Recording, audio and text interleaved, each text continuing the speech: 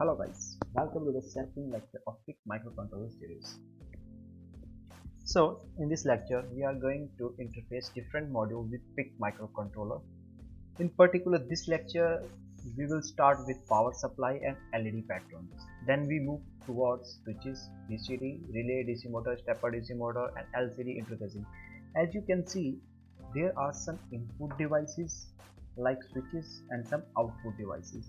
So in embedded system, what we do, we interface some input devices and control some output devices on the basis of inputs. We just manipulate the data by using microcontroller. So very first question arises, what we need to perform this task.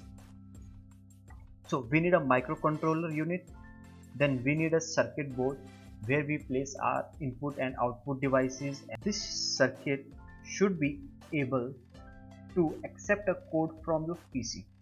So very first what we are going to do, developing a board which accept the data from PC. So we are using microcontroller PIC16F877A. Let us start with its datasheet. Datasheet basically a user manual to a microcontroller. Every company who manufactured any type of microcontroller, they provide a datasheet with it. Let us start with the datasheet of PIC microcontroller. I have already downloaded it from internet. I will share a link with you in the description of this video. So PIC16F877A is manufactured by the Microchip Technology. It is available in 20, 40, 44 pins. So very first we will see this particular datasheet can be used for PIC16F87PA, PIC16F876A, PIC16F874A, PIC16F877A. So let us start extract some useful information out of this datasheet. First of all, an high performance RISC CPU. The operating speed of this particular microcontroller is between 0 to 20 MHz. That means it needs a device which can generate 20 MHz clock input cycle for the microcontroller. Okay, so in peripheral features and analog features I will discuss when we are going to interface with digital and analog modules. In special microcontroller features, so it needs 5 volt in circuit serial programming. When you are going to embed a program in a microcontroller, you need 5 volt for that thing. So it also have some power saving modes, and this is very useful. Wide operating voltage range from 2 volt to 5.5 volt. So you may be a bit confused in between 5 volt in circuit serial programming and 2.0 volt to 5.5 volt.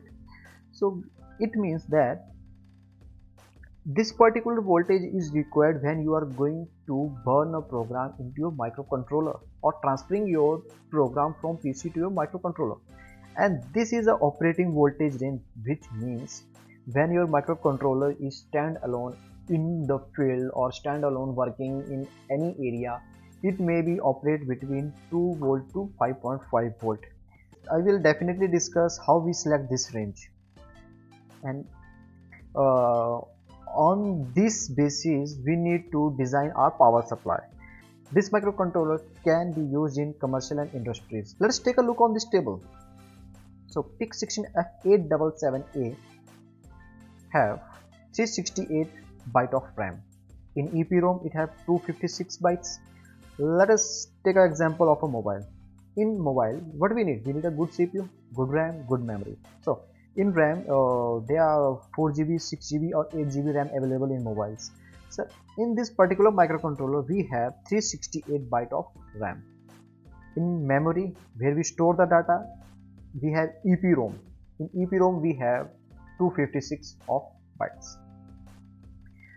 Next thing is input output 33, which means this particular microcontroller have 33 pins attached to it, which can be configured as input or output to interface with 32 input output devices at a time.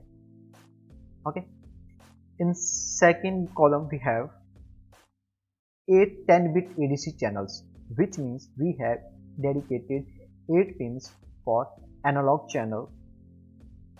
Okay, in next column we have PWM, 2 PWM pins, support SPI interface, I2C interface, UART interface. It have 2 timers and 2 comparators. Now let us learn about the pin diagram and packages available for PIC16F877A. So this is PIC16F877A IC. It is 40 pin IC with PDIP. PDIP means dual inline package. Dual inline package is a package where pins are attached on 2 sides of microcontroller. In TQFP package, pins are attached on 4 sides of this microcontroller. So out of this 44 pins, 4 pins are NC. NC means not connected. Technically this is a 40 pin IC. On the basis on gathered information, let us try to fill this table. So operating voltage we are going to use 5 volt. In current we are going to use 500 milliampere. Package DIP, dual inline package. Total number of pins we have 40. Digital pins we have 33 pins. Analog we have 8 pins. So data bus is 8-bit. 8-bit means this is a 8-bit microcontroller. RAM we have 368 bytes. ROM we have 256 bytes. And operating temperature range is fit for industrial use also. So now 2 things are remained here, crystal oscillator and ports. Let us study ports first. From pin diagram, this is a pin diagram of PIC16F877A. In ports we have port A, port B, port C, port D, port E. So how we identify ports? You can see here, this is a RA0, RA1, RA2, RA3, RA4 up to RA5, which means port A have total number of pins 6, RA0 to RA5, and this port A starts from pin number 2 to pin number 7 in microcontroller if you want to count. So move towards port B. In port B start from pin number 33 to 40. So this is pin number 33, RB0, RB1, RB2 up to RB7. So basically port B have 8 pins. Port C is divided on both sides of this microcontroller. So RC0, RC1, RC2, RC3 are started from pin number 15 to 18, pin number 15 to 18, 23 to 26. So after RC3, RC4, RC5, RC6, RC7. Let me clear one thing. You don't need to remind these all ports and pins. Whenever you want to use any pin, just go through its pin diagram. This is the only way, because when you are going into programming, it is very hard to remind port B starts from this pin to this, port D from this to this.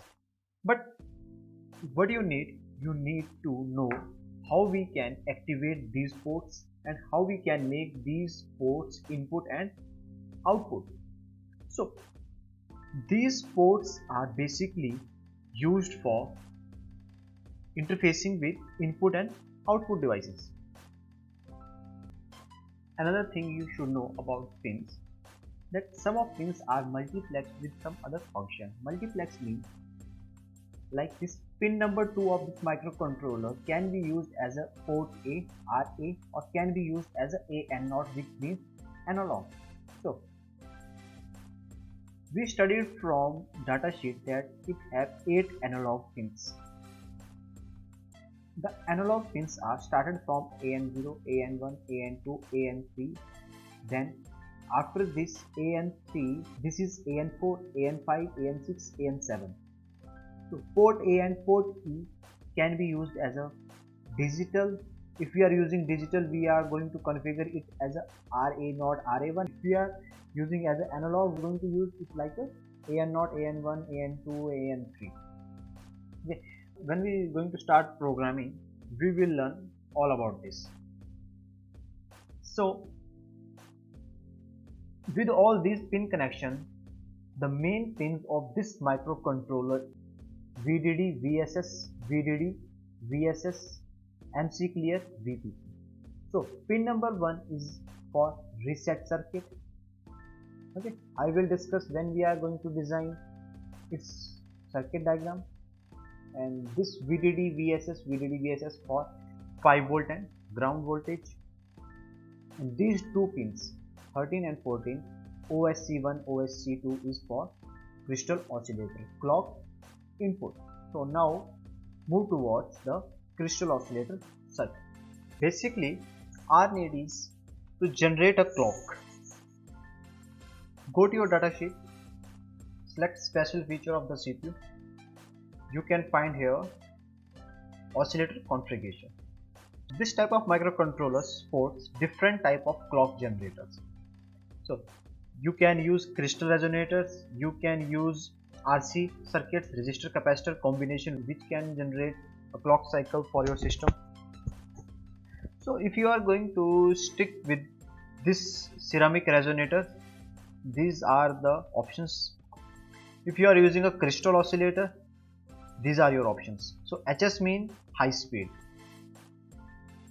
HS mean high speed crystal resonators. We already studied that this controller supports CPU speed from 0 Hz to 20 MHz. So this is the maximum value. We already studied that PIC16F877A supports a wide range of crystal oscillator.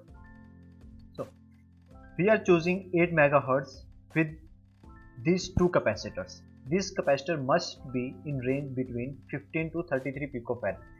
So we can use 33 picofarad. Okay. So and another thing you should know, your circuit should be like this. Here you are going to connect your crystal oscillator with two capacitor grounded, and these nodes are directly connected with the OSC1, OSC2 in your pin diagram. So here your pin diagram, these are two pins, OSC1 and OSC2. So let us fill our table. We choose our clock 8 MHz. We already studied that we have port A, B, C, D, E. So now we are ready to design the circuit. This is a minimum information you need from datasheet. If you want further more information about your microcontroller, you can go through this datasheet. If you are interested in some electrical characteristics of the PIC microcontroller, you can select here electrical characteristics. Here you got, this is the voltage range, this is crystal oscillator range. We also got some other voltage levels. Okay, if you want some current characteristics, you also got from here.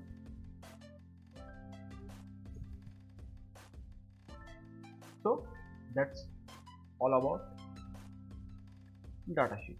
What we are targeting, we are going to develop a board like this. You are familiar with Arduino.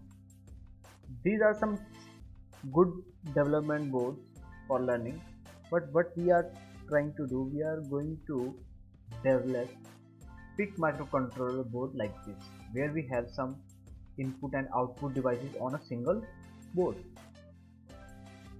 In further lectures, we are going to start with these softwares. Okay, thank you.